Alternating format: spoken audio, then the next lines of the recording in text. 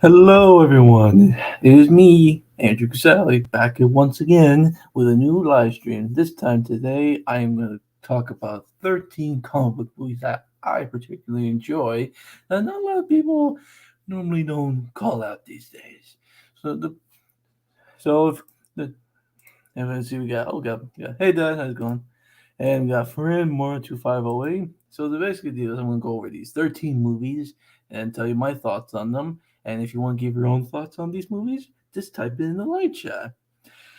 And then after that, we'll maybe look over some articles talking about the movie. So the first movie we're going to talk about is the one that made you believe a man can fly in 1978, Superman the movie. That's right, with Christopher Reeve.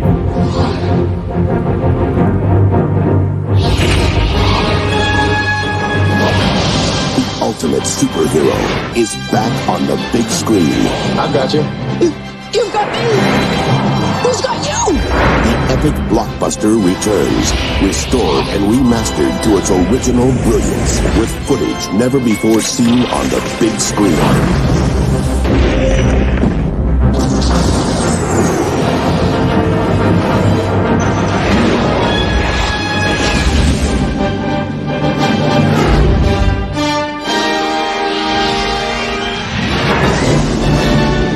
Marlon Brando, Gene Hackman, Christopher Reeve, Margot Kidder.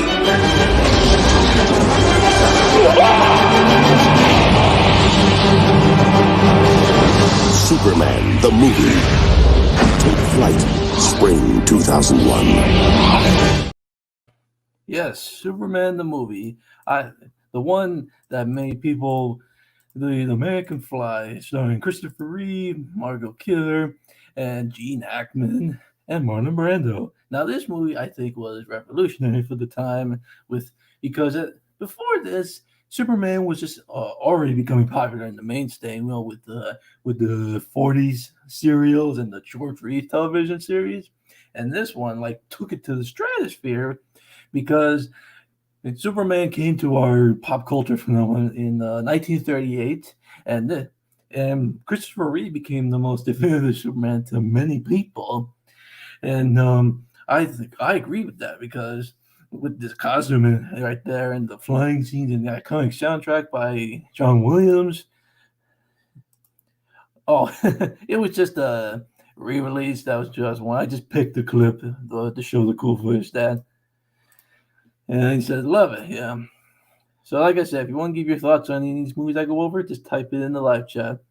Where was I? Oh, yeah. So, yeah, I think Christopher Reeve does a good job portraying the strong that stands for truth, justice, in the American way, while also playing the bumbling Clark Kent, going hey, Lois. While also Gene Hackman as Lex Luthor, playing the Superman's archenemy who just wants to build land and with his sidekick Otis. It has a lot of memorable scenes, like the scene on Krypton, him with his father, where he's like, there's one thing I do know, son, it's that you're here for a reason. Superman catching the missiles and flying around these hills, reversing time to save Lois. And with him flying into space and smiling to the camera. So this movie proved that comic book movies weren't always just kid stuff. because even before we had like the Adam West Batman. Now, this is one of my favorite takes on the Man of Steel. Now, let's go to what you people think about Superman the movie. Let's see. Yeah, and also, I mean, can you believe that he really like just reverse time just to say was? I mean, that's crazy. Now let's see. Your first favorite? Oh, that's nice. All right, cool. I mean, I can't blame you. Yeah. That was Thursday.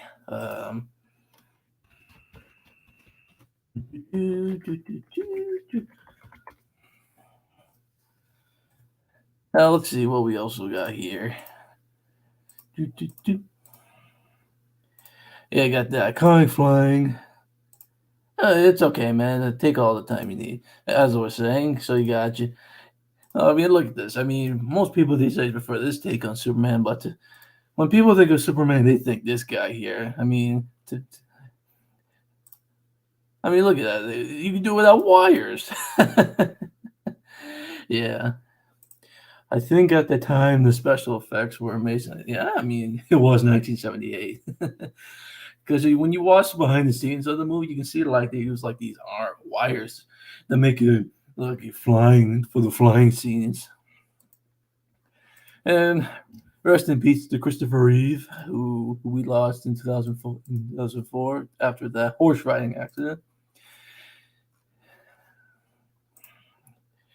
Yeah, look at all these for the Superman. Now, all in all, I think Superman the movie is a very great movie. Good start to the comic book movie genre. All right, now we're gonna move on to the next movie. We're gonna fast forward to 1989, what was the movie that made the Dark Knight himself, Batman, a more popular character, which was Tim Burton's Batman with Michael Keaton.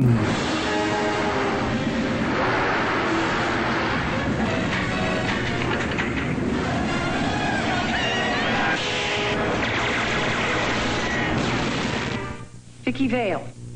Bruce Wayne. And what do you do for a living? Lieutenant, is there a 6-foot bat in Gotham City? Nice outfit. I have given a name to my pain. What are you? I'm Batman. Where did you get those wonderful toys? My life is really complex. One freak terrorizes. Wait till they get a load of me.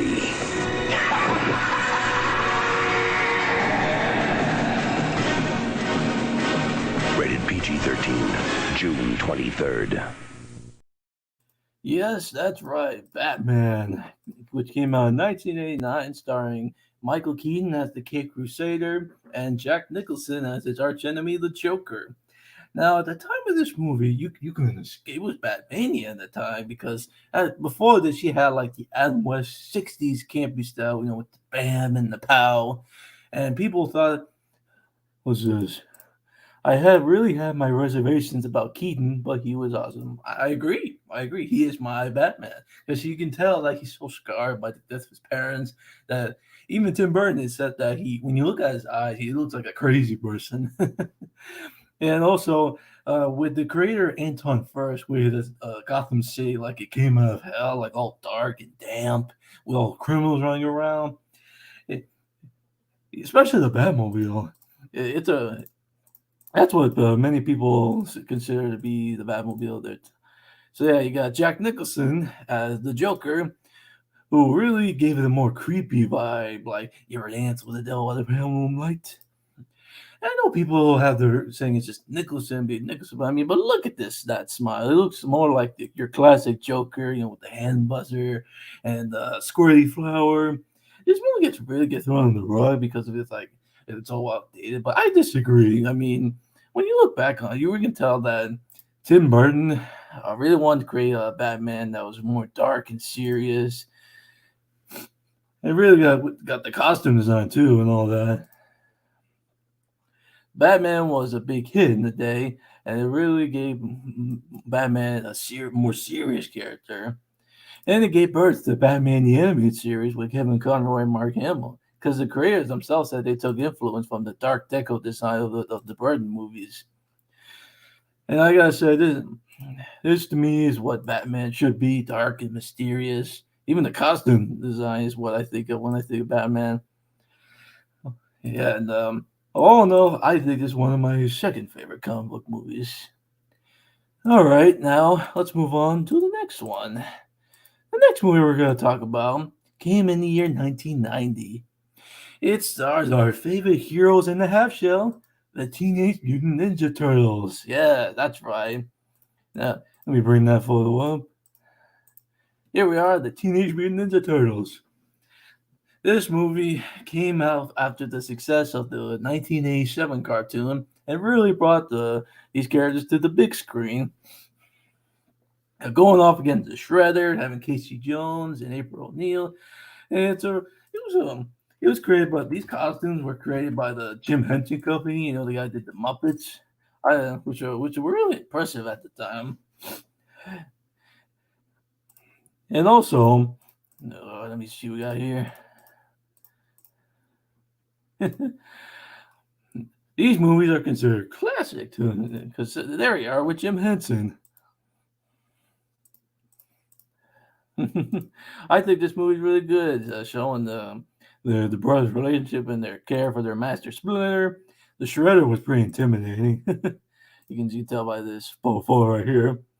And you can really tell the costuming of this movie was pretty good too. The actors at the time were very 90s, but I don't blame them.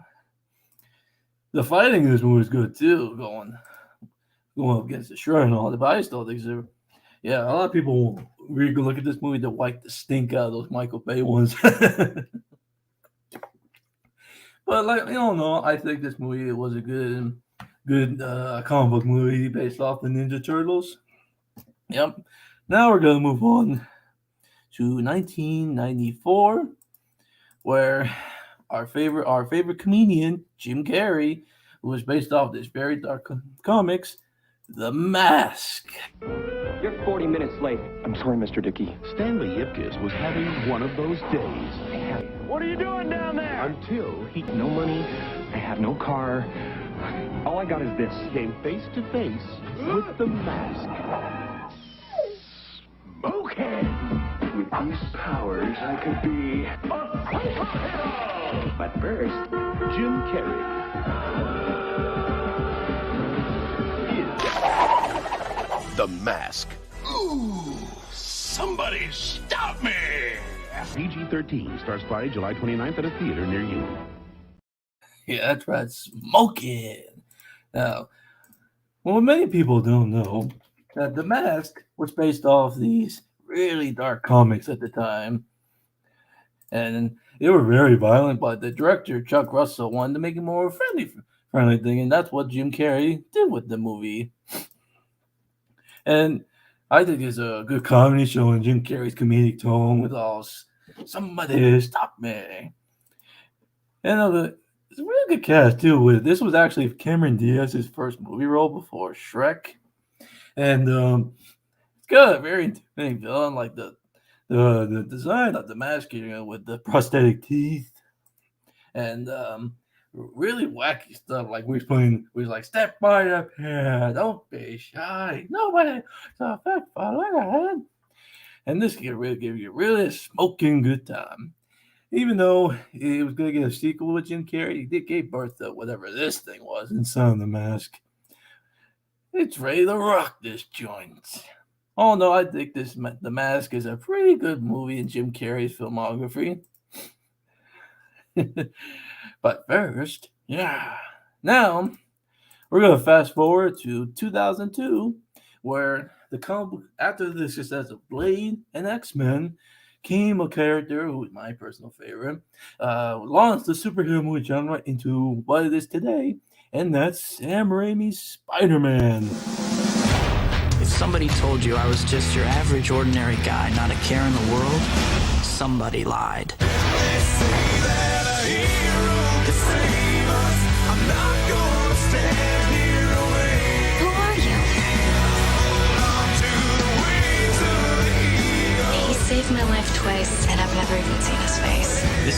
gift, it is my curse. Spider-Man, rated PG-13, now playing in theaters. Yes, Spider-Man, the first in the Sam Raimi trilogy, starring Tobey Maguire, Willem Dafoe, Kirsten Dunst, and James Franco, and J.K. Simmons. This is, to me, is what my favorite version. What the? Get rid of that. Where was I? Oh yeah, Spider-Man. What was it? The big one that most feel started off. I agree with that, including you.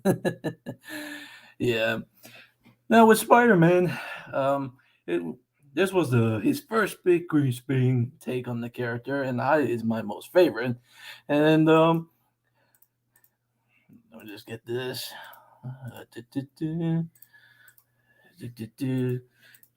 It really has it gives you a good thing of the origin story with Uncle Ben, and with great power comes great responsibility, and also got a really good costume design, and it got a really good villain in Willem Dafoe as the Green Goblin, and Kirsten Dunst, but really good at Mary Jane Watson. It's got a great soundtrack by Danny Elfman, and yeah, hats off for Sam Raimi for bringing the web slinger to the big screen.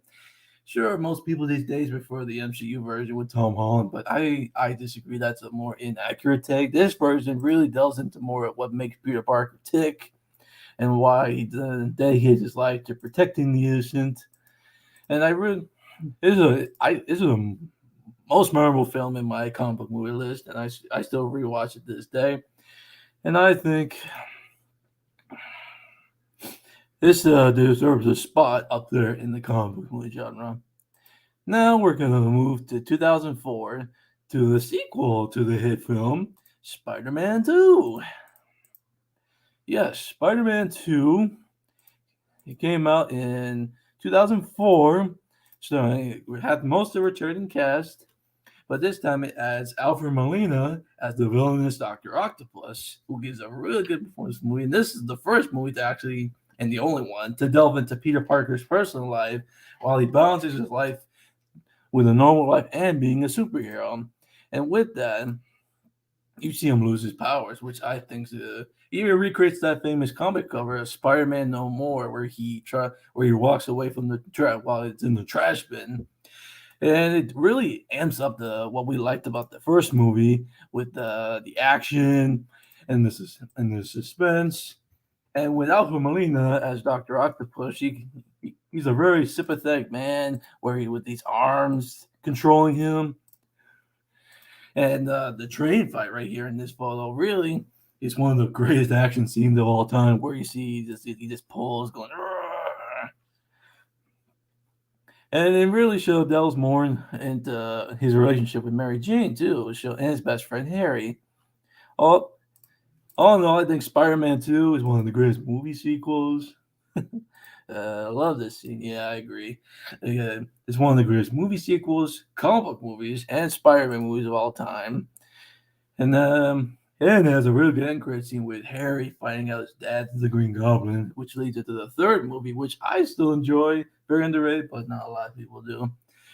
Now, we're going to move on to another movie in 2004. And it was made by Pixar, and that's The Incredibles. Yeah, the first family film with. I think this is a great anime comic book movie.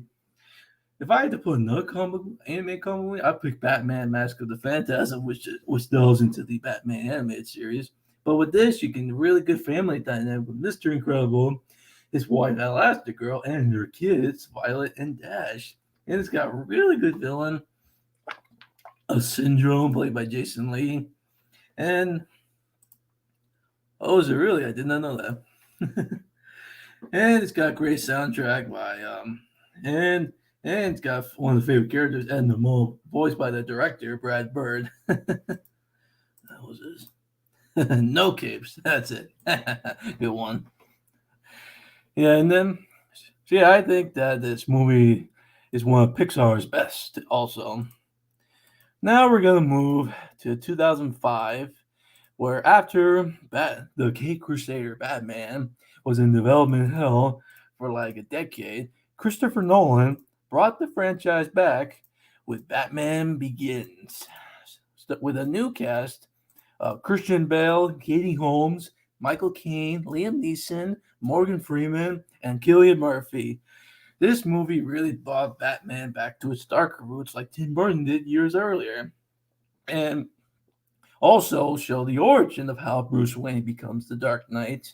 And this movie usually gets overshadowed by The Dark Knight, which is still a good movie. But I think this movie, it gives Christian Bale more to do as Batman because he's usually overshadowed by the villains. And I think, like with Liam Neeson as Ra's al Ghul, that was a really powerful performance. Oh, is she? Tell her I said hi. Where was I? Oh, yeah. Liam Neeson gives a powerful performance as Ra's al Ghul, as the man that trained Bruce Wayne to becoming the Dark Knight. And sure, the Scarecrow didn't get to do much, but Cillian Murphy does a good performance.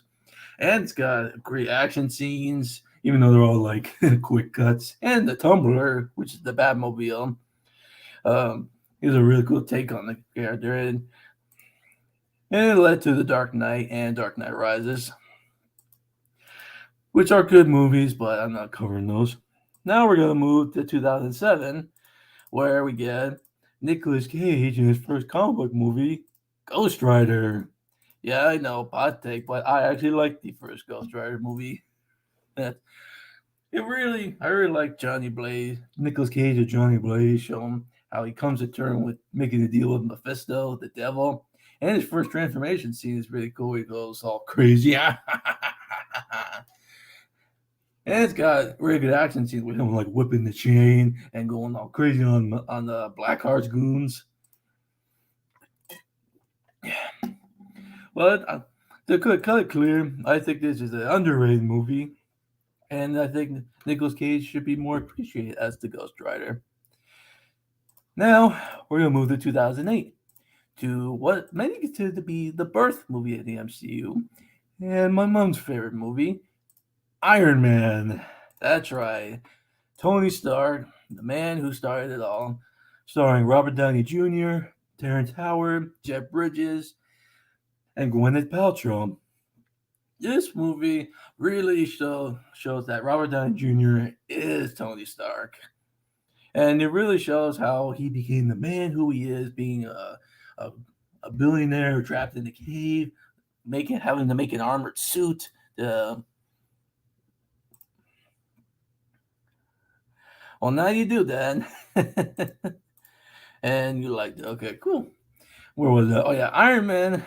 Without this movie, you wouldn't have the MCU as it is today. That's to show that Robert Downey Jr. really nails the snarky playboy billionaire that Tony Stark is. And Jeff Bridges really does a good villain playing Obadiah Stane, Ironmonger. And also, if only Terrence Howard could have played War Machine next time, baby. Sorry, pal, but you got knocked by Don Cheadle. Well, no, really good start to the MCU. Now we're going to move on to another movie in 2008, which I think is also very underrated, and that's The Incredible Hulk. Yes, the second attempt at the big green giant, this time played by Edward Norton, also starring Liv Tyler, Tim Roth, and William Hurt. This movie, I think, is very underrated. It gets swept under the rug, saying it's too boring, and they say, oh, Mark Ruffalo's better, but I disagree with that. This movie really is what stays true to the Hulk of the comics, a tortured scientist trying to live in fear with a beast inside him, while being on the run from the government and trying to be with his girl Betty. Edward Norton really brings that off beautifully. And he has a good fight scene with the Abomination, with Hulk smash. And this movie should get talked about more because most people these days, like I said, prefers Mark Ruffalo. My favorite Hulk movie. Oh, that's great, man. I think Edward Norton should have kept going as Bruce Banner because he does a better job at it. And also, Liv Tyler as Betty Ross does a good job. So does William Hurt as General Ross, who came back in Civil War, but now going to be played by Harrison Ford. Now, I'm going to move to 2010, where it's mostly a video game type movie, but it was also based on a comic book, and that is Pilgrim versus the World. A very good movie directed by Edgar Wright. And it has a lot of fan favorites like Brandon Routh, Chris Evans, Brie Larson, Michael Cera, Mary Elizabeth Winstead, and a whole slew of others. It's got really good comedy and good video game references. And it really shows Scott's trying to be in love with Moral Flowers, which which I agree because Mary Elizabeth Winstead is very fire. Wink. What's this? Oh, you like it too? Sweet, nice. And I like how some of these actors that go on to play Marvel and DC characters, like Chris Evans is Superman, Chris Evans is Captain America, Brie Larson, Captain Marvel, even that cameo from The Punisher, Thomas Jane. I think this movie is a really good addition in the Edgar Wright library and is very unappreciated as well. Now, I'm going to move on to 2012 to a movie that was built up since the first Iron Man and gets swept on the rug by Infinity War, and that's the very first Avengers. With Chris Hemsworth, Chris Evans, Robert Downey Jr., Scarlett Johansson, Jeremy Renner, and Samuel L. Jackson, and Mark Ruffalo. This movie really does a good job at showing the different heroes' dynamics with each other, like with Iron Man and Captain America. And Tom Hiddleston is really good as the villain Loki, who then gets turned into an anti-hero. And I do love how it's like when you like take your toys and like bash them there. That's especially what this movie is, shown with the Chitauri invasion. But all in all, I think this movie is hats off to Joss Whedon for this movie and that famous one C3 shot where you see them all together. And most of the cast are very good, and I think it's a very good movie. The last movie on my list I'm going to talk about was in development hell for like years and was done badly in X-Men vs. Wolverine. And that's the Merc with the Mouth, Deadpool. Yes, that's right, Deadpool, starring with Ryan Reynolds. This movie really did Deadpool justice. And it's showing how he can break the fourth wall and being with the X-Men and starting with like but I really think this movie really shows how Ryan Reynolds is like perfect for this character. And all in all, really great movie. And that's pretty much all my movies. Now I think we're gonna look at this Rolling Stone article talking about 50 great superhero movies. And we're going to look at some of them, and then we're going to be done. Here we are here. The first movie on this list is Zack Snyder's Justice League. Well, the 4-hour movie that everyone seems to think is the second coming of Christ. That's a joke. I thought it was an improvement over the Joss Whedon version in 2017, but I know people have a lot of people have its issues, with the runtime and the slow motion, but I think it's a good movie. Some of the actors in it were good too, like Ben Affleck, Henry Cavill. Shame he's gone now. What else we got here? Ghost Rider, 49. I can see it because not a lot of people did like it at the time. We didn't get Cage as Superman. Imagine we had that. And then we got Megamind. Well, sure, it's got superheroes in it, but it's mostly the villain turning into the hero, which is a really common these days. It was a good movie. I like Will Ferrell. Let's see. Never heard of that. Scott Pilgrim. I just talked about that. It's shame. It's weird since that 46. Let's see. Never heard of that. Oh, the old Adam West Batman with the Pam, Ziff, and the Wow. It was good for the time because at the time Batman was just camp. Let's see. With Batman and Robin going against like Catwoman, the Riddler, and the Penguin. That's good. Let's see. The Thor, the original one. Now, this one, hot take here, I think this is a better Thor movie than Ragnarok because it actually does Thor better, considering how in the comics, like, Thor is God. And it shows the rivalry with him and Loki and show him, sure, he spends most of his time on Earth, but I thought it was fine. All right, what we got next? The Lego Batman movie. What a funny movie. So, making fun of the tropes Batman goes through. Yeah, and I think it's a good movie nonetheless. The Avengers. Yeah, I already talked about that one. The Dark Knight Rises. Now, with that movie, I think it's, when it comes to like it's a weird conclusion to the Nolan trilogy because having Batman being retired for 8 years, it's just weird. And Tom Hardy as Bane does a good job, but with the marketing, a lot of people make fun of that to this day. Let's see, Doctor Strange: The Multiverse of Madness. It's a good movie. You know what? I think I'm gonna stop. You know what? I'm gonna stop there. Sure. Thank you all for coming.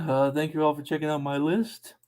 Hope you all had a good time watching, and I'll see you all again next time. Bye-bye.